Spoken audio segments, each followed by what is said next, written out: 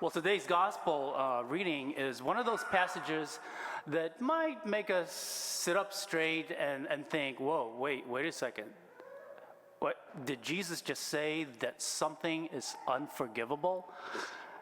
Well, yes, he did, but don't worry. There's plenty of good news here.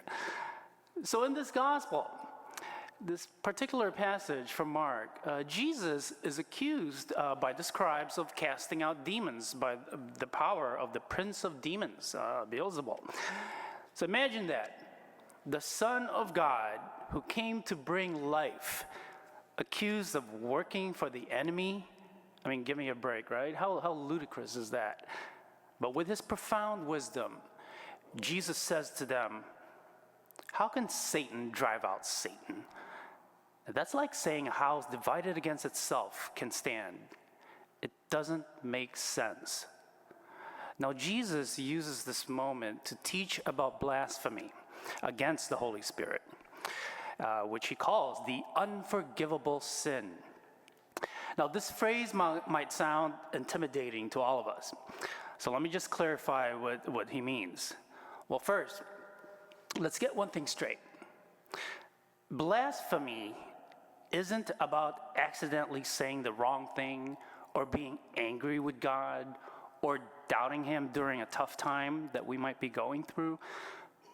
God's mercy is far bigger than our mistakes. So if you are worried that you have committed blasphemy against the Holy Spirit, well, take heart. Your fear itself is a strong indication that you have not. Your concern reveals that your heart is sensitive to God and desires to remain in his grace. So please, I advise all of us not to fall into the sin of scrupulosity, because that's a danger to our spiritual life, being scrupulous.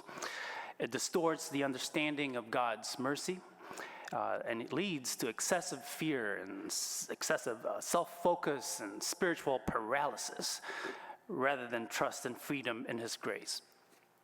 Now, what blasphemy is, it's a willful and persistent rejection of God's grace.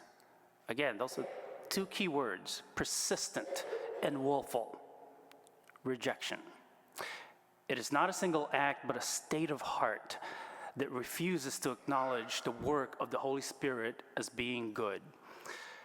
In the case of the scribes, they were so hardened in their opposition to Jesus that they called his miracles, which are acts of love, healing, and liberation, the work of the devil.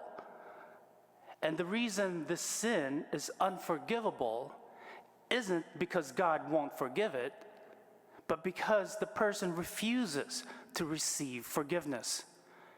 It's like being offered a life raft and you saying, no thanks, I'll just swim.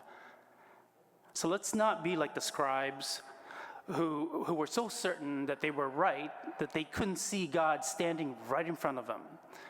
Let's keep our hearts open, our minds curious, and our spirits ready to receive all that God has to offer.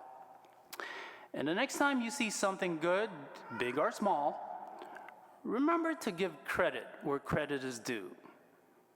When we do that, we not only honor those who have helped us, but also reflect the humility and gratitude that draw us closer to the heart of Christ.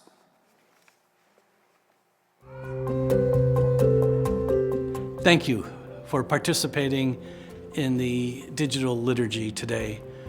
The digital ministry touches the lives of many people, as does almost 80 other ministries here at OLPH. Grateful for the community that connects to OLPH through this digital forum.